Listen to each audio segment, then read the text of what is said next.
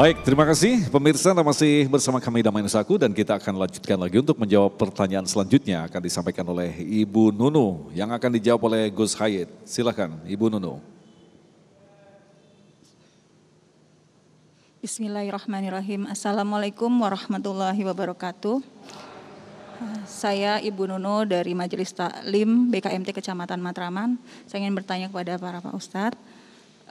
Di saat kita berusaha untuk taat bertawakal kepada Allah, bagaimana cara atau sikap kita menghadapi jika ada sesuatu yang mentergantungkan selain Allah dan bagaimana cara kita untuk menghindarinya? Itu aja Ustaz. Terima kasih. Wassalamualaikum warahmatullahi wabarakatuh. Waalaikumsalam warahmatullahi wabarakatuh. Silakan Gus. Baik, bagaimana saat kita berikhtiar, ikhtiar kita selamat agar tidak dibajak setan untuk beralih bergantung kepada makhluk. Agar ikhtiar kita beriring sejalan dengan pasrah dan tawakal kita kepada Allah. Maka cara pertama adalah perbaiki niat.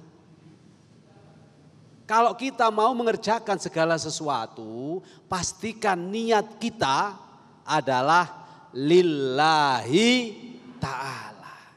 Nah, bagaimana agar niat kita senantiasa beriring dengan ridho Allah, beriring dengan pertolongan Allah, in tansurullah yansurkum. Kalau kamu niat nulungi Gusti Allah, alias bergantung kepada Allah, meminta pertolongan kepada Allah, dan kemudian seluruh aktivitasnya diarahkan untuk menggapai ridho Allah, Allah akan nolong kamu. Bagaimana cara Allah nolong? Hati kita dibikin mantep. Nah, oleh karena itu guru-guru kita mengajari kepada kita kalau mau mengerjakan sesuatu awali dengan doa.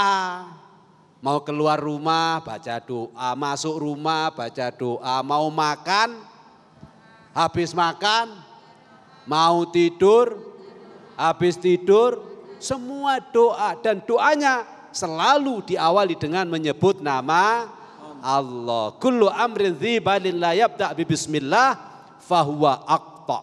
Di riwayat yang lain kullu amrin dzibalin la yabda' bilhamdulillah fahuwa aqta. Kenapa riwayat satu mengatakan bismillah, riwayat lain mengatakan alhamdulillah? Apakah ini bertentangan? Tidak. Makna dengan bismillah ini adalah dengan menyebut nama Allah. Pokoknya kalau kita mau mengerjakan sesuatu, kita awali dengan menyebut nama Allah. Artinya berarti kita sadar sebagai hamba dan kita bergantung kepada Allah yang Maha Perkasa, aman dah urusan. Tadi saya sempat terputus ketika ceramah pertama, ketika seseorang keluar rumah membaca doa yang diajarkan Rasulullah Sallallahu Alaihi Wasallam. Apa doanya? Bismillahi tawakkaltu alallahi la haula wa la quwwata illa billahil aliyyil azim. Artinya dengan menyebut nama Allah, aku berpasrah hanya kepada Allah.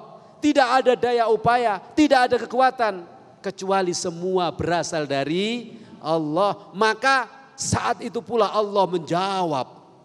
Dari langit disaksikan para malaikat, setan-setan, jin-jin juga dengar, hudita. Sejak sekarang, karena kamu sudah pasrah sama aku kata Allah, karena kamu sudah tawakal kepada aku kata Allah, kamu mendapatkan petunjuk, kamu mendapatkan hidayah, kamu akan dibimbing dalam setiap langkah dan perjalanan. Apakah cukup dengan hidayah? Tidak. Kufita. Apa artinya? Kamu akan dicukupi seluruh kebutuhannya. Kamu pingin apa? Dikasih sama Allah. Pingin sesuatu dimudahkan jalannya oleh Allah. Dan yang terakhir, wukita. Kamu akan dilindungi oleh Allah. Setan teriak dari pojok sana, ampun katanya. Gak bisa kita goda lagi. Setan yang lain bilang, udahlah tinggalin aja orang ini. Percuma kau capek-capek goda. Karena dia sudah dilindungi oleh Allah, dijaga oleh Allah, ditolong oleh Allah, dan senantiasa diberi petunjuk oleh Allah. Maka pastikan niat itu mengawali segala sesuatu aktivitas kita. Dan niat harus senantiasa disandarkan lillahi ta'ala. Kenapa kita membaca alhamdulillah? Karena makna dari alhamdulillah itu adalah bersyukur kepada Allah. Artinya kita menyadari ada kekuatan dan pertolongan dari Allah. Makanya ada satu riwayat, khairud du'a biqaulil hamdulillah.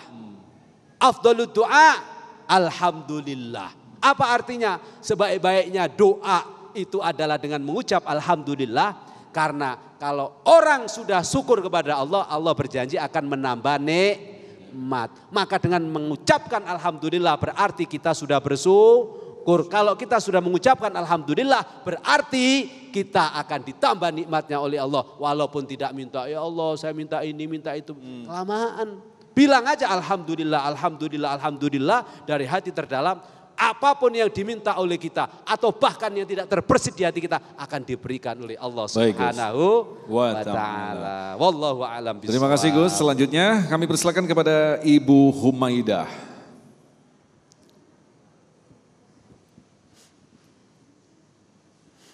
Bismillahirrahmanirrahim. Assalamualaikum warahmatullahi wabarakatuh. Perkenalkan, nama saya Humaidah dari BKMT Kecamatan Matraman, Jakarta Timur. Saya mau bertanya Pak Ustadz, bagaimana solusi atau menasehati keluarga dan teman setiap dapat musibah atau saat dia sakit memintanya selain Allah. Jadi seperti paranormal, tapi itu berulang-ulang kali. Nasihatnya mau menasehati supaya dia tidak tersinggung itu bagaimana? Gitu. Baik, terima kasih Bunda. Assalamualaikum. Pertanyaan menarik sekali ini. Silakan Ustadz Ade. Iya, semoga niat baik ibu sudah jadi amal soleh ya. Mau mengingatkan saudara yang keliru atau salah. Di saat mendapatkan kesulitan justru memintanya kepada selain Allah. Jenis permintaan itu ada dua macam Bu ya. Kalau permintaan itu yang sifatnya manusiawi, insani ya, kayak minta dibuatkan kursi ya ke tukang kursi, minta dimasakkan makanan ya kepada manusia. Nah, hal-hal yang permintaan-permintaan yang sifatnya insani memang harus kepada manusia. Yang dimaksud harus kepada Allah itu adalah permintaan-permintaan yang sifatnya goir insani. Ya, minta keselamatan, minta keberkahan, minta kesuksesan, minta dimudahkan segala urusan. Nah, yang seperti ini wajib kepada Allah dan tidak boleh kepada makhluk, haram. Kalau yang seperti ini dimintakan kepada selain Allah, maka hukumnya adalah syirik. Orangnya disebut musyrik. Jangan syirik bahasa Betawi. Syirik bahasa Betawi mengiri, syirik lu ah. Nah, itu syirik bahasa Betawi artinya ngiri. Yang dimaksud ini adalah syirik. Jadi kalau permintaan teman ibu tadi yang sedang kesulitan itu minta dibantu keuangan, minta dibantu pinjaman yang memang sifatnya manusiawi, memang harus kepada manusia. Disitulah peran kita sebagai saudara, sebagai keluarga lebih dulu membantu. Tetapi kalau minta yang di luar kemampuan manusia, keselamatan, kesuksesan, kebahagiaan, justru itu yang harus kepada Allah. Nah, jadi proporsional. Karena kalau yang seperti tadi, keselamatan, kesuksesan, kebahagiaan dimintakannya kepada selain Allah, maka jatuh pada perbuatan musyrik, ya.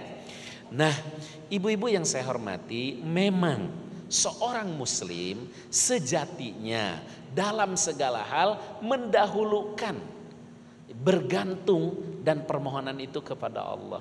Inilah makna dari as-somad.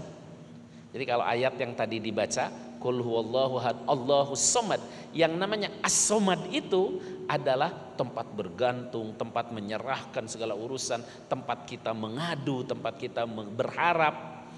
Ya, atau bahasa lainnya dalam Al-Quran, wa ufawwidu amri ilallah, saya menyerahkan segala urusan ini kepada Allah.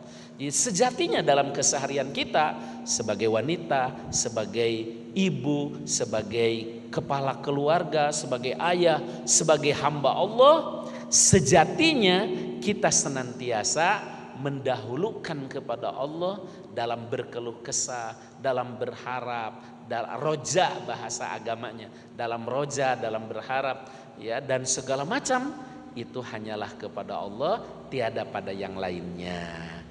Dan kita betul seperti kata ibu, saudara kita yang keliru diingatkan, diluruskan.